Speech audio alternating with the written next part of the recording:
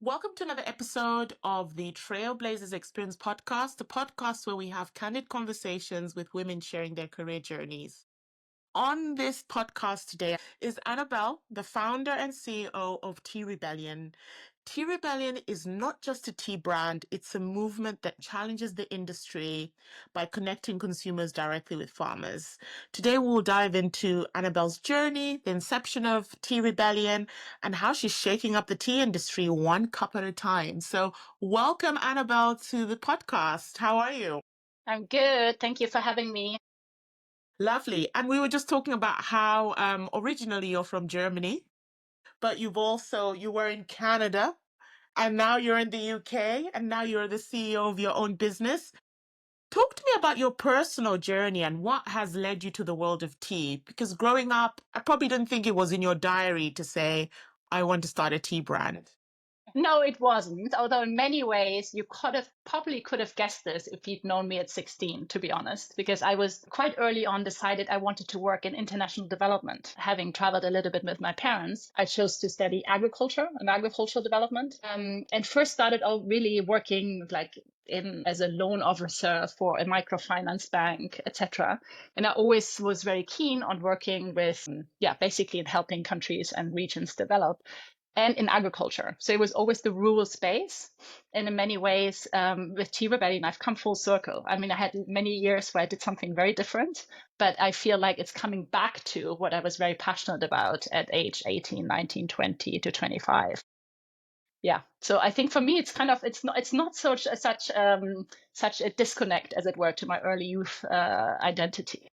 And what inspired you to start the brand? Obviously, you've mentioned you did the years before you had a different career. What was that pivotal moment to say, I think this is directionally where I want to go and start the business? So it was connecting back with some of my studies. I had studied banana farms in St. Lucia about WTO trade liberalization when I was maybe 22 or something like that as part of my thesis, and interviewed a lot of farmers. And I then felt that the stories of farmers are lost by the time the product, for example, the banana growers, female-run households, 4 kids, fair trade certified, amazing job in terms of just doing that and producing these bananas. But by the time that reached the grocery shelf in the UK at the time, as under West Indies trade regime, it was lost. The stories were lost. And I always wanted to do something with that, the connection with the consumer, with those original stories of the growers. I always liked working with farmers. So actually, it was when I was a sustainability strategy consulting at a large company. And we were looking at how companies are sourcing from land, from sourcing ingredients from land, etc., that I felt reconnected to that, like feeling, wow, the status quo really isn't like that. The status quo is that people buy ingredients, they mix them together and they sell them. The stories are still lost, like they were when I was 22. So that's when I got a new impetus to start it. Yeah. And what's the story behind the name Rebellion, and how does that really reflect on your mission, the values of your brand? So the name connects with the incident in Boston, TeP 1773, I think it was, when tea was thrown into the Boston Harbor because there was taxation without representation, as it were. And we chose that name because we know we needed a strong name that has historic significance, because much of the tea industry as its current form is very, very traditional and colonial. We wanted a name that kind of comes through. And so Rebellion calls for a rebellion in tea these days to bring representation of farmers. So it's really that's why that name. Quite often people are asking, oh, that's quite a cool name. Is it just a cool name? It's like, no, actually it has historic significance because there is no representation of tea farmers and tea products these days in the marketing. I mean, I love that, just the whole idea and the concept, and I guess in a way challenging the traditional tea industry, isn't it? You've described it as a movement. What gaps have you identified, and what do you think makes your brand unique in that proposition when selling to the consumer? Yeah. So the status quo in the tea industry is that the product is assessed, the tea is assessed according to the liquor color and how the loose leaf tea looks. That's part of the colonial trading practices, not so much the taste, for one. And it's almost always a blended product in black tea.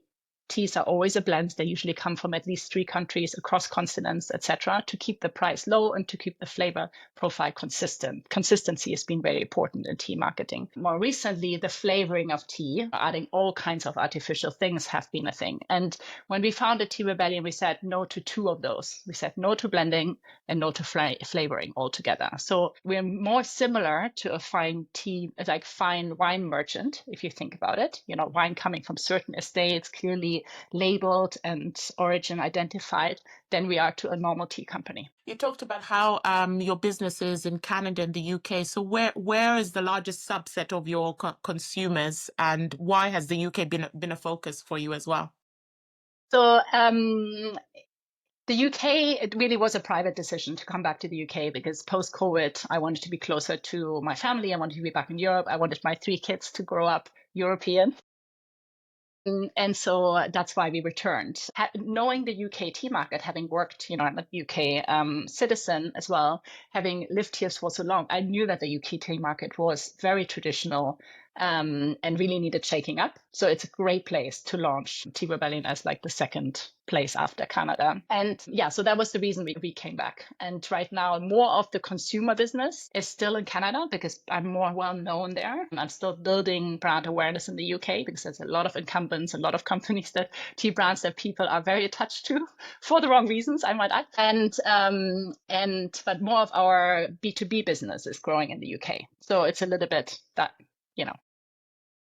It's finding that balance, isn't it? Because I know, for example, having grown up in Germany, or when you travel to even the Netherlands, there's certain tea shops where you can literally go in and buy the blends. And although here tea is sort of part of the culture, but not, it's more about them drinking the established brands and the builder's brew and all of that, but not really delving into the specifics of the tea blend. So I feel like there's such a massive opportunity. But with that, I'm sure you're faced challenged, establishing direct trade, an ethical tea brand. How are you overcoming the challenges, and what are some of them that you're facing? So for someone who's listening, who's probably also trying to establish something in a similar niche.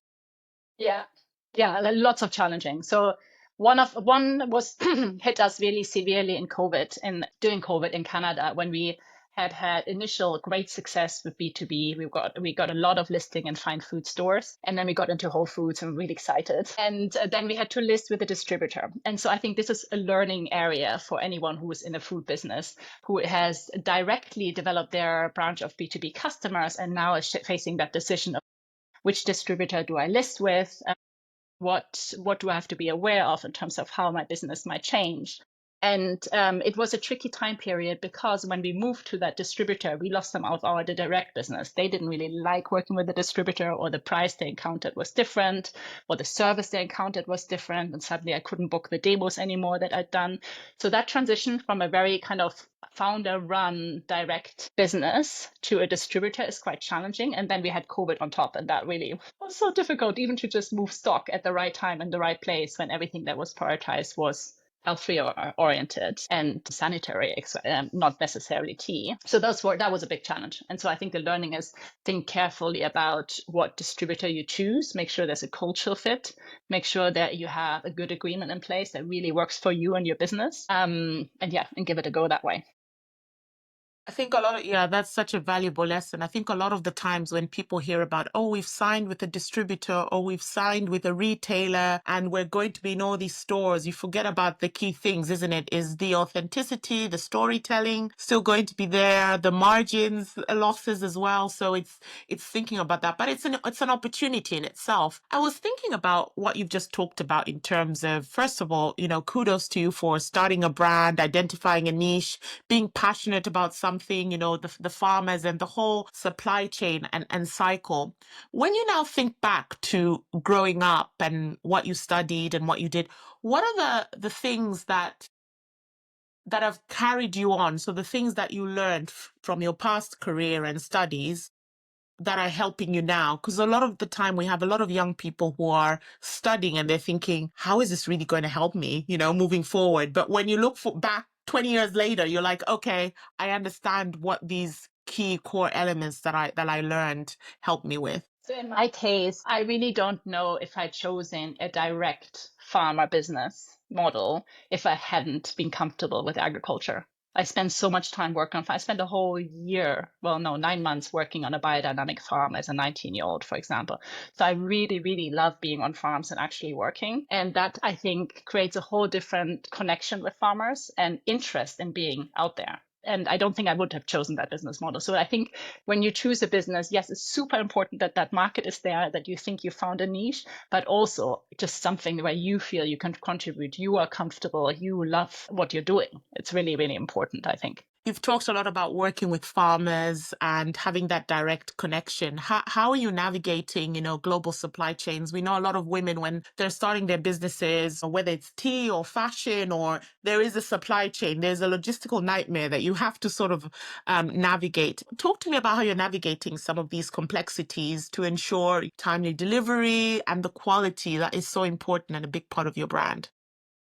Yeah. So that is, I would say, we're getting better at this every year. I wouldn't say we've absolutely optimized all this yet. Part of our complexity comes from having two countries that we trade source into. So our tea for Canada doesn't come into the UK; it goes to Canada because we want to make sure we avoid double shipping. We're very carbon conscious because we're B Corp. And so we do measure everything and track it. And so we wouldn't want to have big volumes come into the UK, that packed here and then ship on to Canada. So it's shipping into Canada, it's shipping into the UK, it gets co-packed in those countries, and then mostly distributed to those customers in those regions. So we're trying to optimize it that way. Trying to get packaging printed in each location. That doesn't always work perfectly because of where you print actually. A big challenge, I think, is watching shipping costs and watching customs and watching speed for me and other tea companies. So and then ideally we want to choose a shipping route, basically shipping rather than air freight, right? It's better from a carbon perspective. You have much lower emissions in your tea. It's also lower costs, etc. And so we try and forecast and plan as much as we possibly can. I think for any product business, forecasting and planning is really important. And, we're trying to get better at that year by year. But those are some of the key challenges. And they were particularly tough. And, the shipping just got really expensive and really complicated and long as some impact of the Ukraine war and other things and Suez, etc. So I think, at the moment, it's kind of okay, but shipping has become a lot more expensive. You mentioned co-packing. So do you want to talk about what that actually is for someone who's maybe listening it to for the first time? Because a lot of the time you see it when people are starting brands, whether it's, I remember I was watching Dragon's Den and they had these two young boys who have built their barbecue business and they're packing everything themselves. And obviously they want to keep everything in house. And it was mentioned, you're going to have to investigate co-packing because at scale, you won't be able to supply the larger distributors or if you end up in the supermarket. So just for someone who's listening in and doesn't know what co-packing is, do you want to just describe what that is? I think the co-packing term might be more North American. I think in the UK, it's probably called manufacturing or you're a manufacturer. So just want to make sure people recognize the name. The terminology is slightly different in the UK. So let's say a manufacturer or co-packer to me is someone who gets our bulk product, gets our packaging, and then according to our instructions, packs that into our consumer or B2B product. So in the UK, or even makes our tea bags. We don't make our pyramid tea bag. In fact, most tea companies don't make their tea bags themselves because it's a very specialized operation. You have to have expensive machinery. So most of us ship them to a specialist manufacturer who puts them into our branded compostable tea bags. And so in the tea industry, it's quite common to work with people who do things for you because it's quite rare that you as a tea company have the scale to do everything yourself in-house. And quite often it's also more efficient to use specialist providers in this area. So basically, where we have this well set up, we ship it to them, they pack it, and they ship it back to us, to the partner that ships. there's still situations where I do some of these myself, if they're short timelines or, or suddenly all these co-packers have no time and it's Q4 and everyone's totally booked up. So I think you have to have some flexibility in your business where you have partners, but you also have some setup where you can jump in and just make sure things get moving when you have commitments and orders coming in. But it's a balancing act, isn't it? It's giving up because a lot of the time is whether you're a founder or a leader of a business, so delegating is really important, saying, well, these are our strengths, these are not our strengths. Let's let the experts do it for us to allow us to focus on maybe brand, on recruiting customers, on thinking of new products. It's a nice mix. And I love the fact with technology, you're able to do that anyway in this day and age. It's such a blessing. How long have you been running the business? Probably you've probably seen technology evolve and thought, my God, oh yes. my God, this is great now that we have this. Now, do you want to talk about some of the things that are making your life easier? Well, it's very interesting. I came back from having babies. I had 3 kids, and every time into a full-on consulting, strategy consulting business. And it was so hard because at the time we weren't using any of the facilities that make home working or remote working efficient. So, and then in COVID, of course, snap, everything changed. So yeah, it means that I can work effectively with anyone, anywhere. I use Slack a lot. I think Slack is fantastic. Google Meet, Zoom, etc. WhatsApp sometime when some other things don't work, but I do really am a huge fan of Slack, and we're very available. So any kind of B2B customers and direct customers can just contact us on our social platforms as well. So I like that it makes us very reachable and the proximity is so close. And that the same exists with the farmers, right? So what were the counterparts abroad? Basically, it's shrunk the world into communities that are working very closely together. And one example of what technology enables is we just launched something I'm super excited about in November, a project called the Regenerative Tea Action Project. And it's a cross-industry project. It's way beyond Tea Rebellion as a brand. I'm a participant, but also on the advisory board. But it is to change and help tea farmers to get onto the journey of regenerative tea farming. Because there are some hurdles in measurement, there's some hurdles in cost, there are hurdles in knowledge, and we want to support that process. So this is enabled completely by technology because we have global meetings across different time zones where we all come together and contribute and work on a joint board. We've chosen a Lucid board or something like that, putting in information, crowdsourcing ideas together. There's a range of participants in this, and it works. I say to everyone who I meet that the power of the phone and technology is just amazing. And a lot of people actually forget that third world countries were early adopters of mobile. Because of contact with villages, mobile money transfer was already a thing. I remember years ago that you could send money via your mobile phone number in Southern Africa, whereas here it wasn't even a thing. It was like, what you're doing? What are you doing?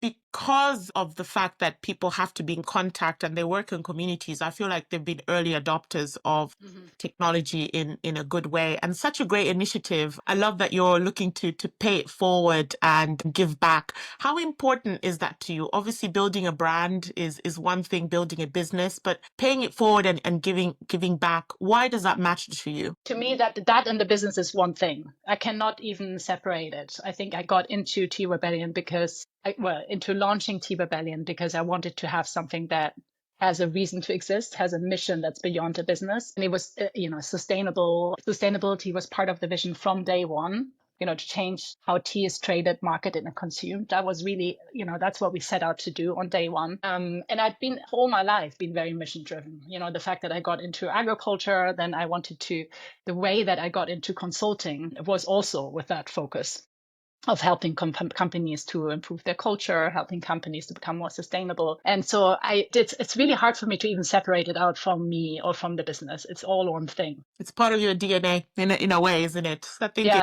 it shines it really through. is. Yeah. Yeah. And also we know, interestingly enough, that global and consumer preferences are changing. People are more health conscious as well. There was I think it was a McKinsey study where they were talking about 34% more people are investing in their health this year, for example. So interestingly enough, that is not only just fitness, but also what they eat, what they put in their body, what they consume, what they drink has been a very big part. How are you using that information to then target new customer groups, your marketing, your social media? How are you leveraging that? Or is it really just driven first by the mission first? For the first 2 years, I would say that we were very, very mission first. The more I understand tea consumers, and I've really met, thousands of them at tea festivals. There's so many people that I talk to. The more I understand tea consumers, it's about understanding how a tea lifestyle can make your everyday routines, your everyday life rich, and how it can support what you want to achieve in life. Those breaks to make a cup of tea, the nourishment you get from something hot in your stomach, the positive feedback you get from holding a hot cup, the taste, everything around a tea culture, the smell of it, the breaks you take. It's just, I think that's something that I learned afterwards. That wasn't part of my initial focus, but I've now learned that it's speaking to consumers through the day, through the lifestyle that they have and the aspirations that they have, and the difference that tea can make to them. And especially a tea that is tastes really good, is a reward, has a sensory experience attached to it, and a rewarding story in terms of the origins. So I think that's something I learned afterwards. I really started with a mission first focus, but I learned a lot from our tea drinkers, basically, and it's been fantastic. Have you identified like different tea personas? So you've talked about you go to the festivals. So what are the different types of tea drinkers, out of curiosity, you've discovered? I have, but I don't know whether it's a good idea to share. Were you pleasantly surprised of I think sometimes you have stereotypes, isn't it, about what a tea We drinker do. is? We Yeah. do, but I think no one likes to be put into stereotypes like that. Not. I don't like it. I'm sure you don't like either. Everyone has that feeling that their questions and their quest is personal. So I think in many ways it is, but it's also easier for us to understand what their needs are if we categorize them. Yeah, exactly. And also the fact that you can lean into consumer moments as well, and making Right. sure that you're front of mind at the different festivals, different events and things that are happening. Talk to me about you as an entrepreneur and the different stages of growth that you've gone through. What stage are you at now versus when you started the business in terms of personal and professional growth? Well, I think I'm still growing every single day. Part of being an entrepreneur is for that. And what a lot more now, I'm learning a lot more about really understanding an area before I involve someone else in helping me. Well, basically, I'm trying to understand before I outsource, because I know otherwise I'm doing it wrong. I'm choosing the wrong person to take on a certain capability area in the job. I don't think I knew that when I first started. It was more like, well, what do I really enjoy doing? I keep that, and what I don't enjoy, I pass on. But it's not like that. I think you really have to understand what the task is and what the area capability is first before you can involve others in it in terms of your team. So that's one area. I'm trying to learn lots of new things before I get someone else involved in running it. Another area I think is that I've raised funds in the UK through crowdfunding in 2023, and that was a whole different area of growth. So the Canadian company was all self-funded with some support from family, but it really wasn't like there's no external investor in that sense. And in the UK, that's different. We did a crowdfunding raise on Crowdcube in 2023, and that brought a whole lot of, knowledge and growth in terms of, well, what is it that I need to say to an investor? What is it that I need to provide at a routine basis? What is it the responsibility of a company that has someone else's equity in it? Yeah, so that's a whole new ballgame that I'm learning. And now the other area that we're in right now is to scale the amount of tea farms that we have and increase the scale of our business in terms of how much we source. It is really important to scale the company, because then we can become a bigger and better trading partner for our farmers. Because the farmers are really, the more they are having to sell into a commodity market, the less money they make and the more risk their business is at. And the more they're selling to private buyers who have a good relationship with them, the more sustainable their operations become. So we're really keen on scaling as well. I love what you said about, learning about or being curious enough to learn about an area before outsourcing, so that at least you can understand enough of what they're talking about, but enough to trust them to do what they're doing. And because you can never be a 10 out of 10 in everything, but as long as you can grasp, 4 out of 10 of that subject area and pass it on, then brilliant. I'm the same as well, where I've come to the realization is I don't need to know everything, but I have to have a good understanding to be able to have the conversation, to be able to ask the right questions, Right. to be able to make decisions as well. And really your last part about, this only works if you grow, because the farmers will also profit from that at the end. Sustainability is the long-term game, but it needs scale in order for it to be viable. That's a great. Absolutely. Yeah. How did you find crowdfunding and learning about investors and the whole thing? That's been a different area because you don't learn that in school. It's not No. taught to you. It's like a secret little club that you then find out either when you're as a business owner, or if you suddenly then end up in a business where there are private equity or shareholders involved. How did you find that? Well, what I found most difficult is working with the crowdfunding platform and their due diligence processes and having to deal with different people of different, let's say, tenure in the company all the time because there was so much fluctuation. And so I really, coming from a consulting background where, one thing that was always easy for me is the delegation because I had worked so much in the level T, you always had to delegate. There was always too much for you to do by yourself. So you had to learn to delegate. But in the Crowdcube situation, it was it was a very complex due diligence process, I would say. And took much longer. And I think we had faced a particular challenge in that series is because we had Cornerstone investment, but by the time it had passed their due diligence, the Cornerstone investment was considered dated, even though it was still in the bank account, nothing had been touched.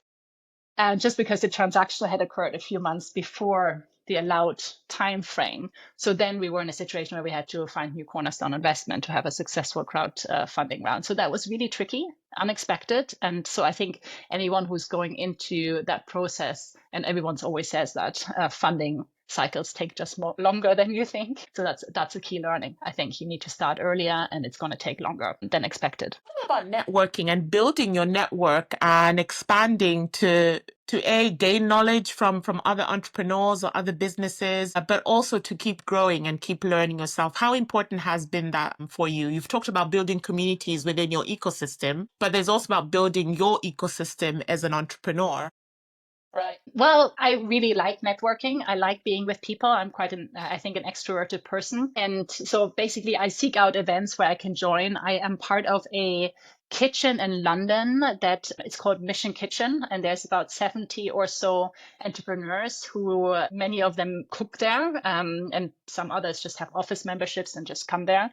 So basically I seek out opportunities to be in co-working spaces because I like to be around people and there's easy networking. And even better if the people are in consumer startups or food and beverages startups, etc., or technology, so that it's we can relate in terms of the experience. And so yeah, that's a great one. And I also like going to a lot of the events. And then there are food specific events, for example, Bread and Jam. I don't know if you've heard about that one. It's a fantastic food event. And of course, I'm part of Buy Women Build.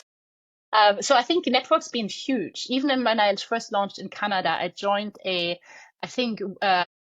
entrepreneurs or something it was called, a Facebook group that was all about women who had launched their own businesses. And there was a couple of real face-to-face events before COVID where we met everyone.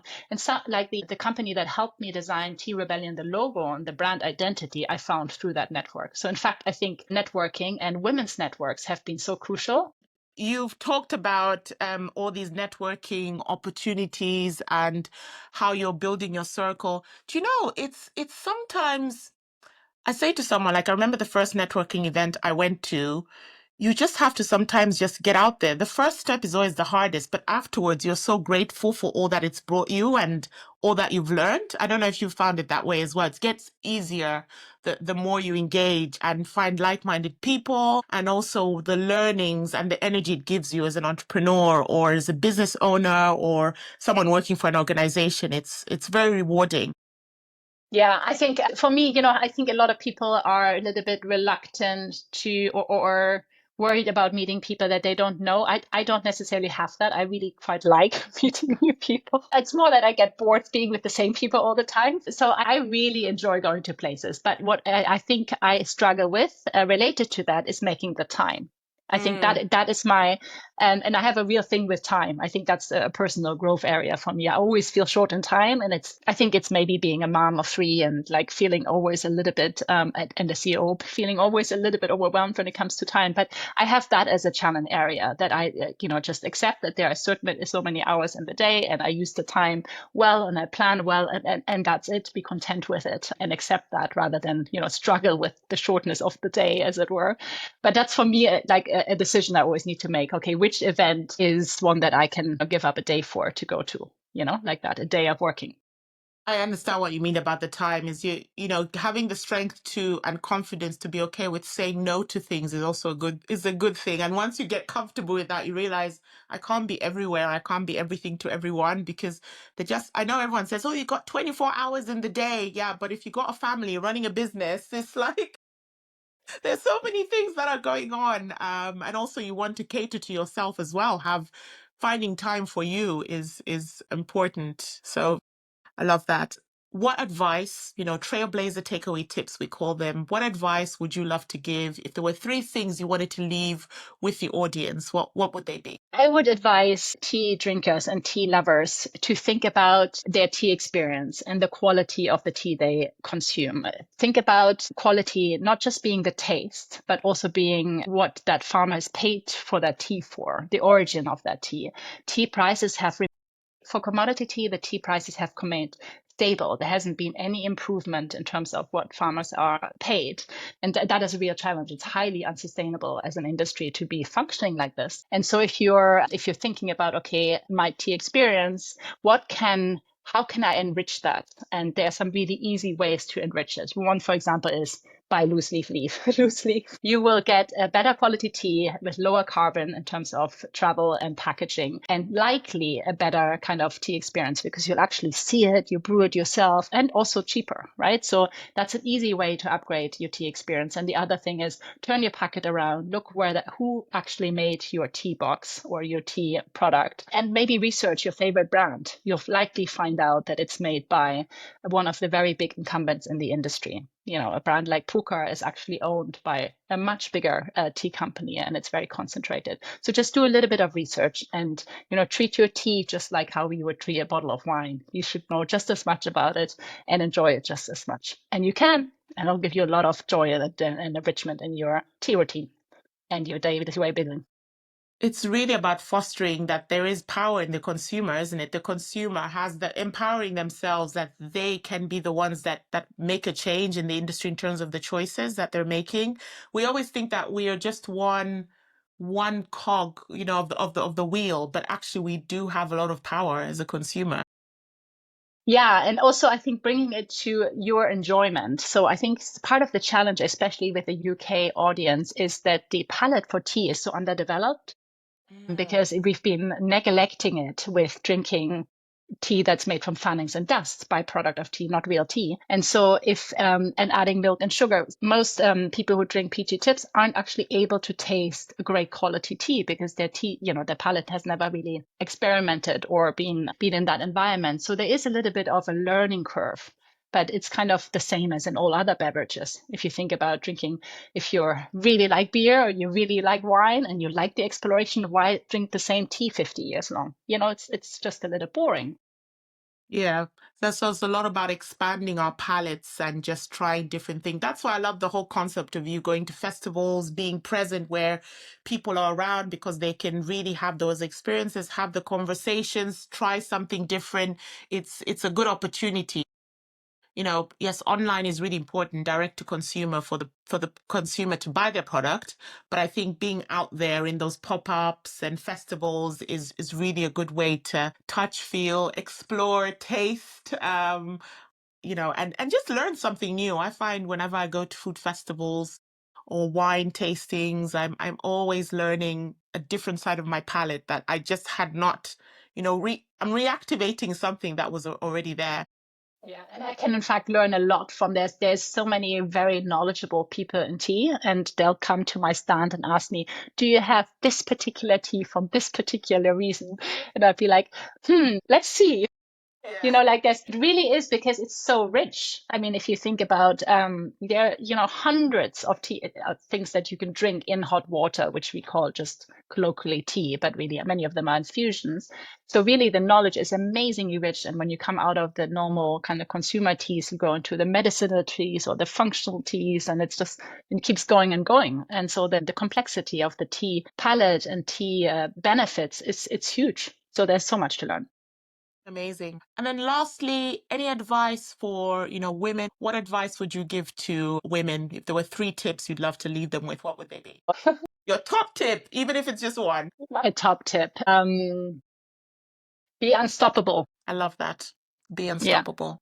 Be unstoppable. Recognize that voice in your mind that talks to what you can and can't do isn't always your friend, and tell yourself what you can do.